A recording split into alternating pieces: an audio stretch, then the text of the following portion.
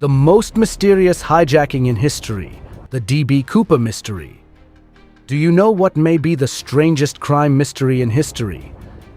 A man hijacked an airplane, collected $200,000 in ransom money. The most shocking part? He was never found.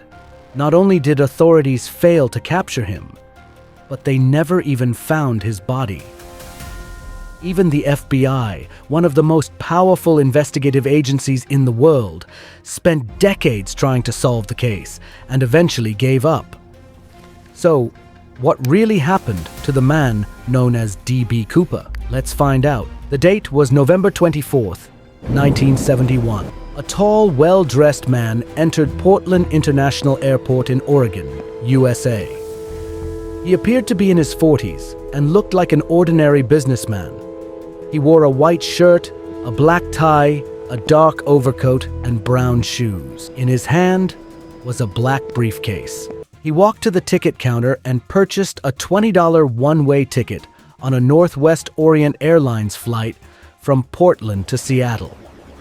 When asked for his name, he identified himself as Dan Cooper. At that moment, he was simply another passenger among the people boarding Flight 305. After taking his assigned seat, Cooper appeared completely relaxed. Before the plane even took off, he ordered a bourbon and soda from a flight attendant.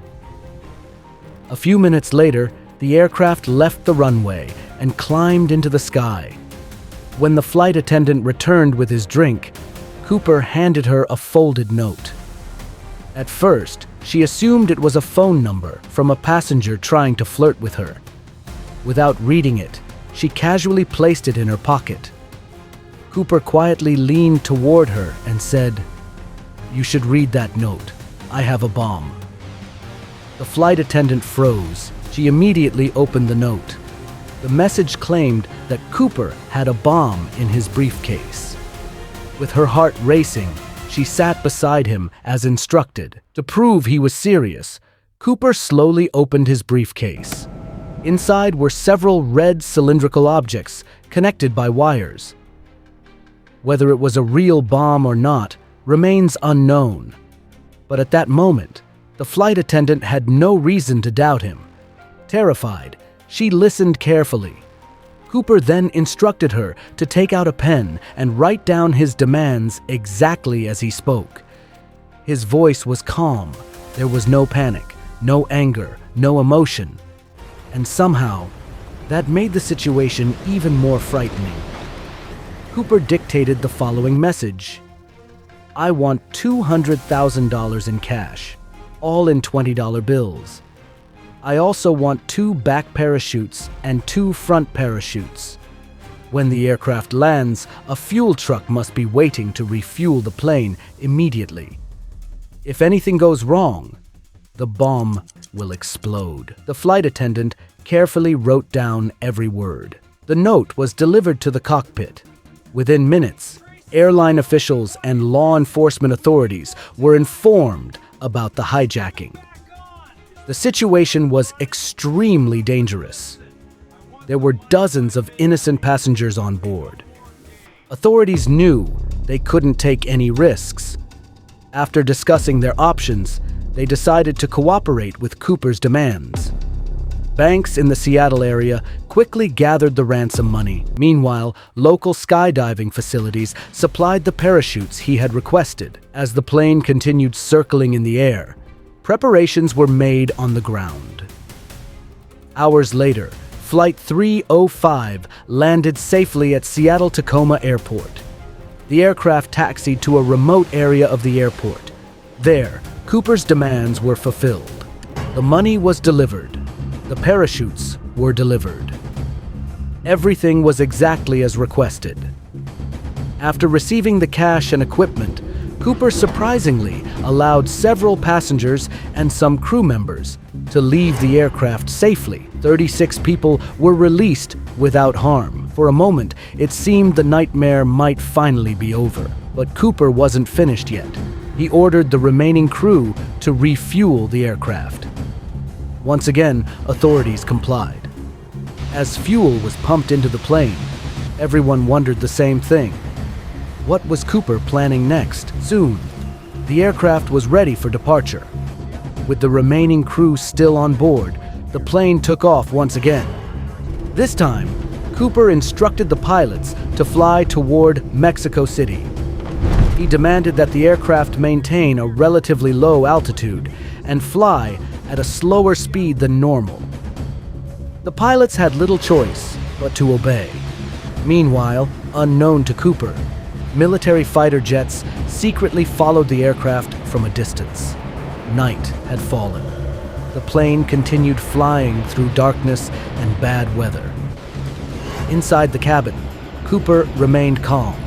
He held the ransom money, he had the parachutes, and he appeared to know exactly what he was doing. Then came the moment that would turn this crime into a legend.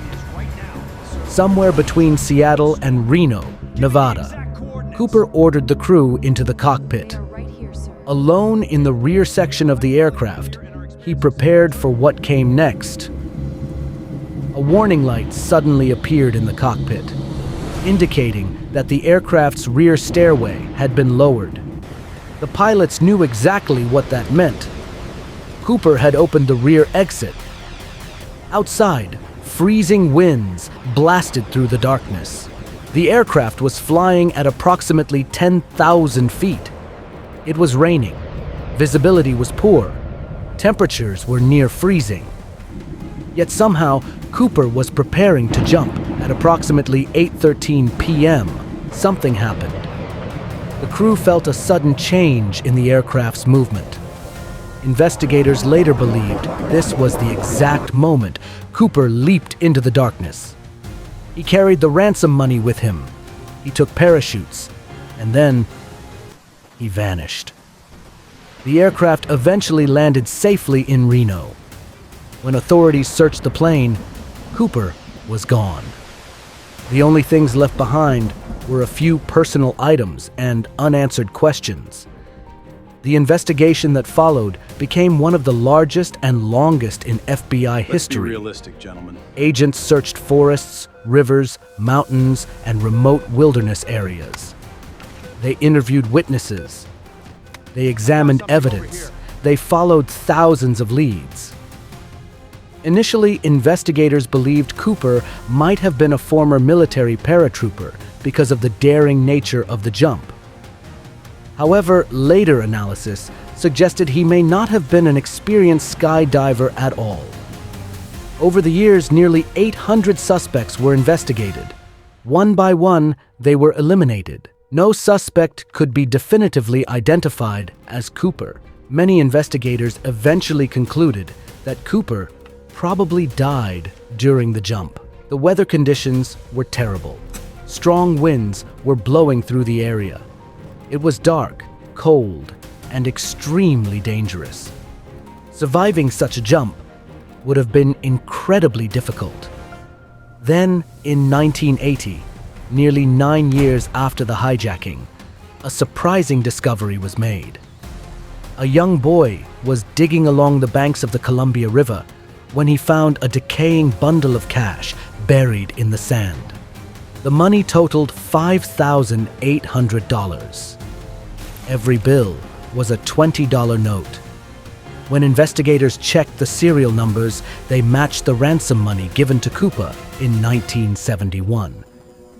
It was the first major piece of physical evidence ever recovered, but it only deepened the mystery. How did the money get there? What happened to the rest of the ransom? And most importantly, what happened to Cooper? Despite decades of investigation, those questions remain unanswered. Finally, in 2016, after 45 years of searching, the FBI officially closed the case. The mystery had defeated even the best investigators. More than 50 years later, the identity and fate of D.B. Cooper remain unknown. Did he survive and escape with the money? Did he start a new life under a different name? Or did he die somewhere in the wilderness on that stormy night? Nobody knows. And that is why the D.B. Cooper hijacking remains one of the greatest unsolved mysteries in history. What do you think happened to D.B. Cooper? Let me know your theory in the comments below. If you enjoyed this story, don't forget to like the video, subscribe to the channel, and turn on notifications. Thanks for watching.